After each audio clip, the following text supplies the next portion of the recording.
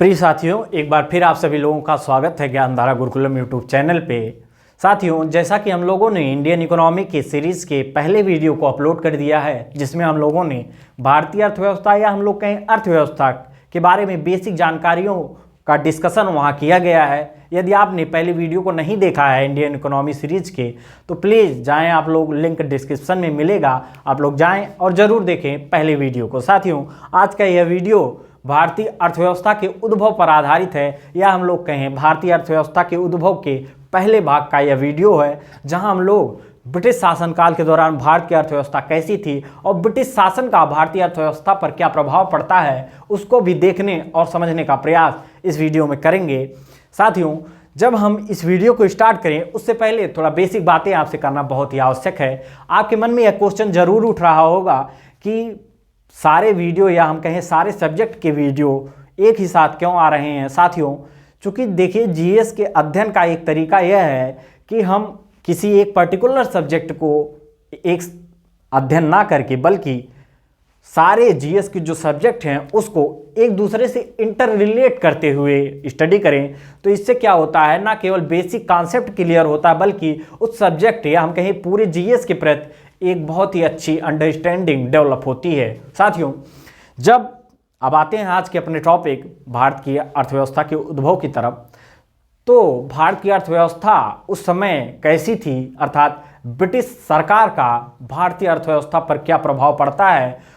चूँकि देखिए, होता क्या है, जब उस समय भारत में ब्रिटिश सरकार का शासन था तो भारत की अर्थव्यवस्था पर प्रभाव पड़ना स्वाभाविक था, चूँकि आर्थिक गतिविधियों पर सरकार का नियंत्रण होता है और उस समय जो ब्रिटिश सरकार भारत में थी उसका प्रभाव डायरेक्टली पड़ता है भारत की अर्थव्यवस्था पर। ठीक है, उसको हम लोग पॉइंट में समझने का यहाँ प्रयास करेंगे कि कैसे क्या प्रभाव पड़ा और किस प्रकार भारत की कृषि और भारत के उद्योग प्रभावित होते हैं ब्रिटिश शासन के दौरान। ठीक है, उसको देखेंगे और समझेंगे। प्रिय साथियों, जब हम लोग आज के अपने टॉपिक को स्टार्ट करें तो सबसे पहले यह बहुत ही ज़रूरी है कि उन बातों पर गौर किया जाए जिसका प्रभाव भारत की अर्थव्यवस्था पर पड़ा। ठीक है, तो सबसे पहला पॉइंट हम लोगों के सामने आता है कि स्वतंत्रता प्राप्त के समय भारत औपनिवेशिक अर्थव्यवस्था था। अब देखिए, यहाँ समझने वाली बात है कि स्वतंत्रता प्राप्त के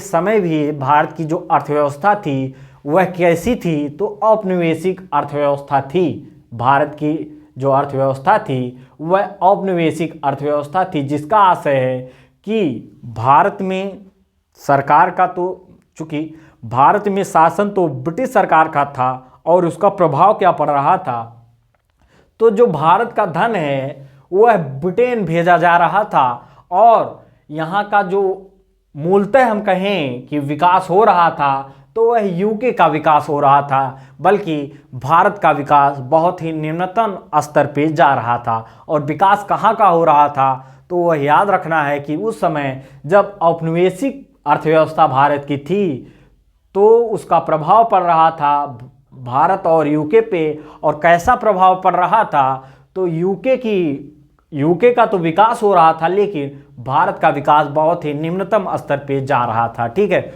उसके बाद हम लोग देखें, जो तत्कालीन भारत सरकार थी वह आर्थिक शोषक थी। अर्थात जो भारत की सरकार थी स्वतंत्रता प्राप्त के समय, या हम कहें स्वतंत्रता प्राप्त के पूर्व भी जो भारत में शासन ब्रिटिश सरकार का था, तो क्या होता है, वह आर्थिक शोषक का कार्य कर रही थी। अर्थात क्या हो रहा था कि जो आर्थिक आयाम थे उनको भारत से ब्रिटेन भेजा जा रहा था। अभी हम लोग आगे देखेंगे कि किस प्रकार कृषि खाद्यान्न पर आधारित ना होकर किस प्रकार अंग्रेजों के हुक्म के द्वारा व्यावसायिक कृषि करने पर जोर दिया जाता है भारत में, और यहाँ के कच्चे मालों को वहाँ ले जाया जाता है, कहाँ, ब्रिटेन में। वह भी देखने का आगे प्रयास हम लोग करेंगे। और उसके बाद हम लोग देखिए, एक बहुत महत्वपूर्ण बिंदु है, उसको याद करना और समझ लेना बहुत ही ज़रूरी है। क्या था, ड्रेन ऑफ वेल्थ। इसका मतलब है धन निष्कासन। ड्रेन ऑफ वेल्थ का मतलब है धन निष्कासन। और कैसे ड्रेन ऑफ वेल्थ चल रहा था, तो यह चल रहा था भारत से यूके की तरफ। अर्थात हम लोगों ने यहाँ भी डिस्कस किया कि भारत से जो धन था वह ब्रिटेन भेजा जा रहा था। तो यहाँ क्या हुआ, भारत से यूके की तरफ धन भेजा जा रहा था और निवेश योग्य पूंजी का एक तरफा हस्तांतरण हो रहा था। कहाँ? भारत से यूके की तरफ, अर्थात इंडिया टू ब्रिटेन। यही है, यही समझना जरूरी है। जब हम लोग भारत के अर्थव्यवस्था के उद्भव को समझें तो उस समय आर्थिक गतिविधियां कैसी चल रही थी उसको समझना बहुत ही जरूरी है। तो हम लोगों ने देखा ड्रेन ऑफ वेल्थ, याद करिए आप इस नाम को, ड्रेन ऑफ वेल्थ।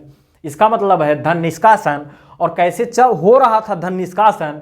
तो भारत से यूके की तरफ धन जा रहा था। कैसे? निवेश योग्य पूंजी का एक तरफा हस्तांतरण हो रहा था भारत से यूके की तरफ, याद रखिए। उसके बाद हम लोग देखते हैं, अगले बिंदु को देखें तो स्वतंत्रता प्राप्त के समय जो भारत की साक्षरता दर थी उस पर हम लोग ध्यान दें तो उस समय 17% भारत की साक्षरता दर थी। कितना? 17%, 17% भारत की साक्षरता दर थी। तो आप लोग देखिए कि उस समय भारत की साक्षरता दर कितनी थी, तो केवल 17%, मतलब 17% लोग भारत के उस समय साक्षर थे। कब? औपनिवेशिक शासनकाल के दौरान भारत के लोग, केवल 17% लोग साक्षर थे। ठीक है।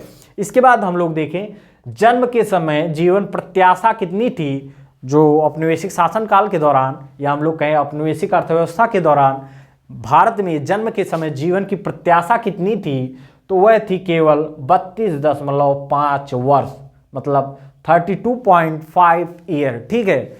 हम लोगों ने अब तक देख लिया कि भारत में अर्थव्यवस्था कैसे चल रही थी, कैसे औपनिवेशिक अर्थव्यवस्था थी, उसको भी हम लोग समझ रहे हैं।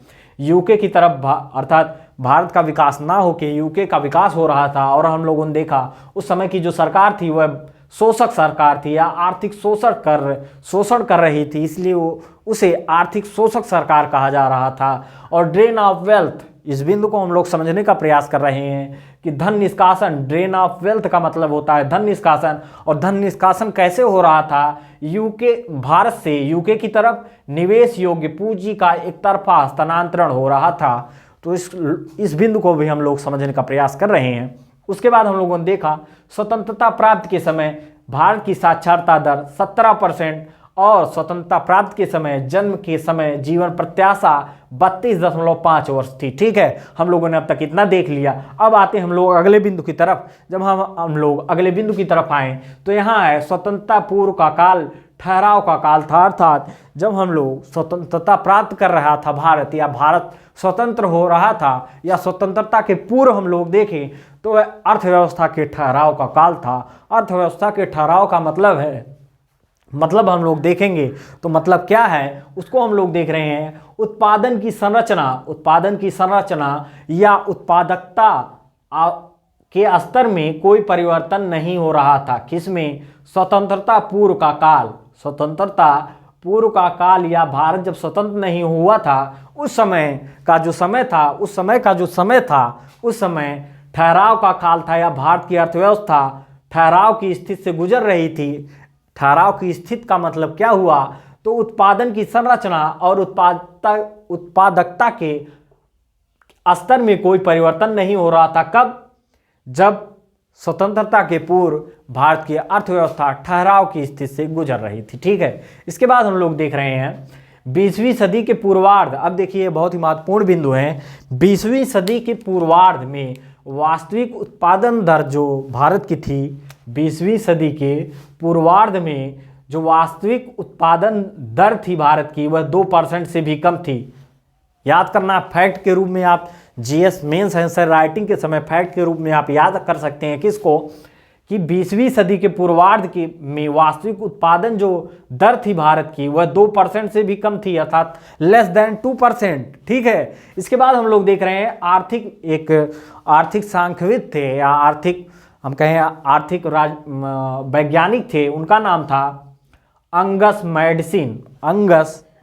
नाम याद रखिए, अंगस मैडसिन। इन्होंने क्या कहा था साथियों, इसको हम लोग देखें तो अंगस मैडसिन के अनुसार ही क्या था, कुछ बिंदु हैं जिसको हम देखेंगे कि अंगस मैडसिन के अनुसार कुछ डेटा हैं जिसको हम लोग समझने का प्रयास यहाँ करेंगे। तो अंगस मैडसिन के अनुसार इन्होंने क्या कहा, डेटा जो दिया वह क्या है, तो 1600 से कब तक 1870 तक भारत में प्रति व्यक्ति आय में जो वृद्धि थी, वृद्धि दर थी, प्रति व्यक्ति आय की वृद्धि दर थी वह 0% थी। कितनी? 0%, मतलब जीरो थी। क्या? 1600 से 1780 तक भारत में प्रति व्यक्ति वृद्धि दर 0 थी। याद रखिए, फैक्ट के रूप में काम आएगा। क्या?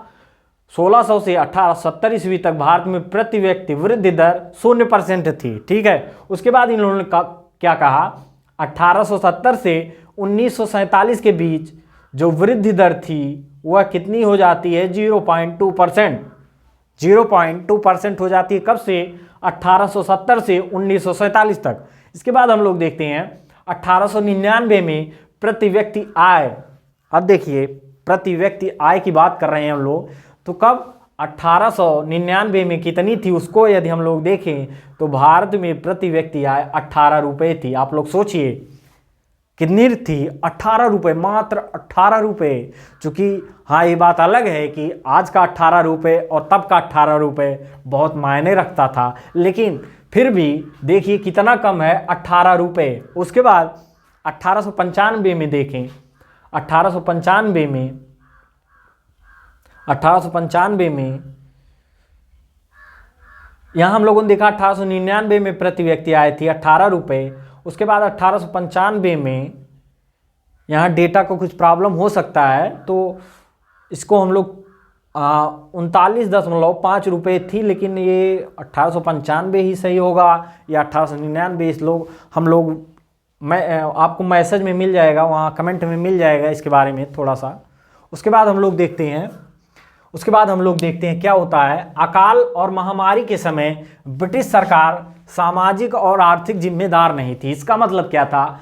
जो आपातकाल भारत में, आपातकाल नहीं, जो उस समय की गरीबी और भुखमरी जैसी समस्या चल रही थी और जो आपदा, प्राकृतिक आपदाओं से ग्रसित था भारत, इस पर ब्रिटिश सरकार कोई भी अपना मतलब ध्यान नहीं देती थी, या हम लोग कहीं कोई निर्णय नहीं लेती थी, सहायता नहीं करती थी। तो इस प्रकार थी ब्रिटिश सरकार। इसने क्या किया कि भारत में आप चाहे आर्थिक समस्या हो या उस समय भुखमरी की समस्या हो या बहुत ज़्यादा कोई प्लेग जैसी बीमारी फैली हो, इस पर उन्होंने कोई ध्यान नहीं दिया भारत में। ठीक है। तो क्या हम लोगों ने देखा? अकाल पड़ता है उस समय और महामारी के समय ब्रिटिश सरकार जो थी, इन्होंने कोई भी ध्यान नहीं दिया भारत के लोगों के ऊपर। यह भी बिंदु है, आपको याद रखना बहुत ज़रूरी है। इसके बाद हम लोग देखेंगे कृषि और उद्योग के बारे में, अर्थात उस समय ब्रिटिश शासनकाल के दौरान भारत के कृषि और उद्योग कैसे थे, उसको यदि हम लोग समझेंगे तो साथियों कुछ बिंदु हैं जिसके माध्यम से हम लोग यह समझने का प्रयास करेंगे कि उस समय की आर्थिक गतिविधियाँ कैसी थी। ठीक है। तो यहाँ हम लोग देखें, जो कच्चे माल थे, जो भारत के कच्चे माल थे, उनको ब्रिटेन ले जाया जा रहा था। इसका मतलब क्या हुआ? जो ब्रिटिश अर्थात ब्रिटेन में जो औद्योगिक क्रांति चल रही थी, उसके बाद जो वहाँ कच्चे माल की खपत होनी थी उसको भारत से ले जाया जा रहा था पूर्ति के लिए। उसकी पूर्ति के लिए भारत से कच्चे मालों को ले जाया जा रहा था। ठीक है, यह भी बिंदु है। इसके बाद हम लोग देखें व्यापार और हथकरघा, जो हस्तकरघा उद्योग है, इस पर ब्रिटिश सरकार की नीतियों का बहुत ही बड़ा प्रभाव पड़ा। किस पर? भारतीय व्यापार और हस्तकरघा उद्योग पर, जो कि उस समय आजीविका का बहुत बड़ा साधन था। भारत के लोगों के आजीविका का बहुत बड़ा साधन था। क्या? हस्तकरघा उद्योग और व्यापार। इस पर किसका प्रभाव पड़ता है? ब्रिटिश सरकार की नीतियों का, जिससे जो यहाँ व्यापार से जुड़े लोग थे उस समय के, वह बहुत ही बुरी तरह प्रभावित होते हैं। किससे? ब्रिटिश सरकार की नीतियों से। इसके बाद हम लोग देखते हैं जो कृषि अर्थात जो कृषि थी उस पर, उसको समाप्त करके, या हम लोग कहें उस पर ब्रिटिश सरकार ने कोई ध्यान नहीं दिया और केवल व्यापारिक फसलों के उत्पादन पर बहुत ही ज़्यादा ध्यान दे रही थी तत्कालीन ब्रिटिश सरकार। ठीक है, क्या दे रही थी? ब्रिटिश सरकार ध्यान दे रही थी कृषि पर, मूल कृषि से ध्यान हटाकर व्यापारिक कृषि के अर्थात व्यापारिक फसलों पर जोर दिया जाने लगा ब्रिटिश शासन के दौरान, जिससे व्यापारिक फसलों का ज़्यादा उत्पादन हो और अधिक से अधिक कर लगा के ब्रिटिश सरकार ज़्यादा से ज़्यादा पैसे कमाए। ठीक है, हम लोगों ने प्रिय साथियों अब तक समझ लिया आज के अपने टॉपिक में जितना भी बिंदु या हम लोग कहे फैक्ट है, उसको हम लोगों ने यहाँ समझने का प्रयास किया। आशा करते हैं आपको यह वीडियो पसंद आएगा। चूँकि एक पॉइंट यहाँ थोड़ा सा कन्फ्यूजन वाला रहा, इसको मैं कमेंट कर दूंगा, कमेंट में इस डिटेल को मैं साझा कर दूंगा। आशा करते हैं आपको यह वीडियो समझ में आया होगा, और समझ में आने पर या पसंद आने पे लाइक और शेयर करना बिल्कुल ना भूलें। बने रहें ज्ञानधारा गुरुकुलम के साथ, आपको लगातार ऐसे ही कंटिन्यू वीडियो मिलते रहेंगे। जय हिंद, वंदे मातरम। Thank you for watching.